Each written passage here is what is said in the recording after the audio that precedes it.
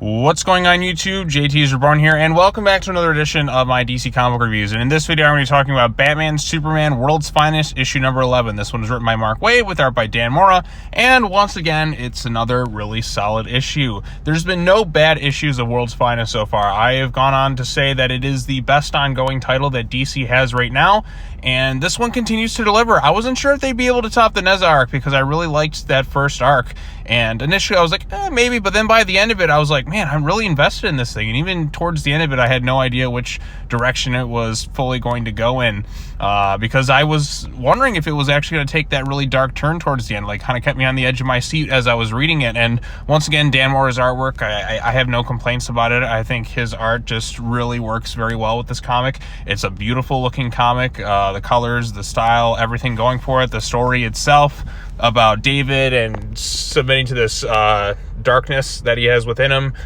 due to the survivor's guilt and villains torturing him and manipulating him. I do really feel bad for this kid. Waid does a really good job crafting a sympathetic character who most likely will inevitably turn into a villain with the way things are playing out here. And we also get the villain, the Key, who is a villain I wasn't really familiar with up into this series, but I really like what they're doing. I like the design. The Key is actually a pretty intimidating villain. The fact that he can access any door within the universe and is trying to access the multiverse by using David with the Fortress of Solitude and that. Like, it is a very dark, messed up villain, and like, this kid just goes through so much hell. He feels survivor's guilt. He's been tortured by the Joker, tortured by the Key, and at one point, after he kind of snaps and nearly kills the Joker, Batman is like, okay, we have a contingency plan, because he's unstable. Like, let's put him in here, let's take his powers away. Similar to what happened in Superman 2, there's a nice callback to it, if you will.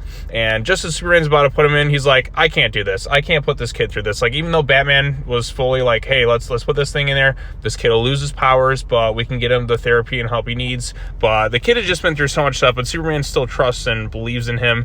There's some really great action sprinkled in, a lot of older-esque Superman, I guess, villains, more so obscure stuff, probably that I'm not entirely familiar with. There is a point where David goes toe-to-toe with the Key and he has a chance to kind of kill him after the Key basically is about to kill him too, but Batman comes in to help save the day, and David eventually kind of like does the right thing and doesn't give in to what the Key almost inevitably wants him to be. But then the tragedy kind of strikes at the end of it.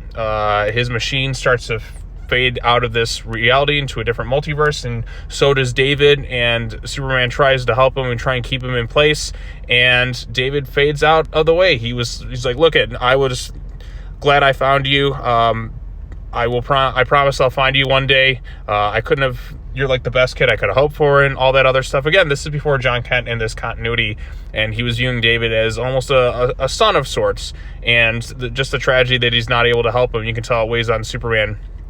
But Dick Grayson's like, look, we'll find him again someday. We will somehow. And unfortunately for David, he ends up in the clutches of Gog, because, Magog, Kingdom Come, all that other stuff going on with this particular event and or that particular story. So this is kind of his origin, I guess, where he's setting up to become that villain and stuff. But it is a tragic backstory, but it's not the end of this thing. So I don't know when and how Waid's going to integrate this story back. Maybe it's going to be in modern times, kind of like what they did with the Neza stuff, where that molded into Monkey Prince and Batman vs. Robin, and now into the Lazarus Planet events. But World's Finest, like I said, really top tier stuff. I don't really got any complaints about it. The art is fantastic. The story itself is interesting. It's an exciting book to read each month. There hasn't been a bad issue. And the next issue is apparently going to be Robin and Supergirl on a date from hell. So that should be kind of interesting and fun, and maybe a little bit of a break from kind of like the darker, more serious stuff going on with this thing. But I thought this was a really terrific issue.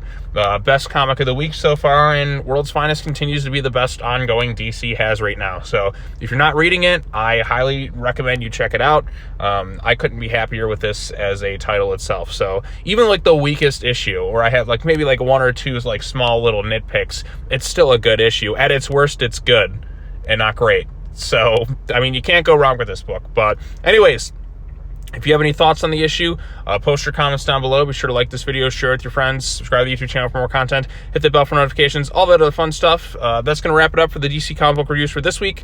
Come back next time whenever I post another video, ever it'll be on or whatever. I don't exactly know at this point, but we shall see. All right, as always, take care now. Bye-bye then, and I'll see you all in the next video. Peace.